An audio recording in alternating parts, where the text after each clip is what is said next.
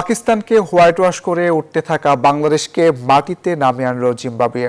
Batting bowling দুই বিভাগেই চরম ব্যর্থতায় ২৫ বছর পর আবারও জিম্বাবুয়ের কাছে ইনিংস ব্যবধানে হারতে হয়েছে টাইগারদের। এই হারের পর দলের প্রস্তুতি, টেস্ট ক্রিকেটে ধারাবাহিকতা এবং বিদেশের মাটিতে বাংলাদেশের সামর্থ্য সবকিছু নিয়ে উঠছে নতুন করে প্রশ্ন। পাকিস্তানকে হোয়াইট ওয়াশ করে আত্মবিশ্বাসের টকবক করছিল বাংলাদেশ, কিন্তু হারারাতে যেন সবকিছুই বদলে গেল। মাত্র আড়াই দিনেই জিম্বাবুয়ের কাছে ইনিংস ও ৮৫ রানের লজ্জার হার ২৫ বছর পর।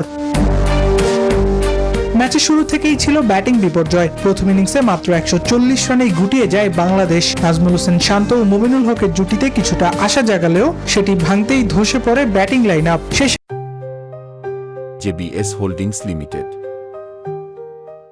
৮ উইকেট হারায় মাত্র ২৭ রানে। রিচার্ড অ্যাঙ্গারাবা, ব্লেসিং মুজরাব্বানি ও নিউম্যান নিয়ামহুরির গতি আর বাউন্সের সামনে অসহায় ছিলেন বাংলাদেশের ব্যাটাররা।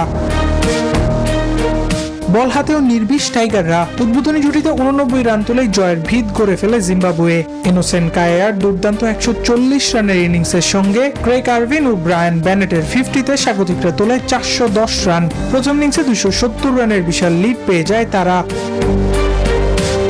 ইনিংস পরাজয় এড়ানোর লড়াইটাও জমাতে পারেনি বাংলাদেশ। দ্বিতীয় ইনিংসে ১৮৫ রানেই থেমেছে টাইগাররা। মুশফিকুর রহিমের ব্যাট থেকে সর্বোচ্চ ৩৪ রান আসে। এছাড়া আর কোনো ব্যাটারই পায়নি 50-র দেখা। ব্যাট হাতে ব্যর্থতার পরিচয় দিয়েছে তৌহিদ হৃদয়, অমিত হাসানরাও। দ্বিতীয় ইনিংসে ১০ ব্যাটারি আউট হয়েছে ক্যাচ দিয়ে। ফলে ২৫ বছর পর জিম্বাবুয়ের কাছে ইনিংস ব্যবধানের হারের তিক্ত স্মৃতি নিয়ে ফিরে এলো বাংলাদেশের কাছে।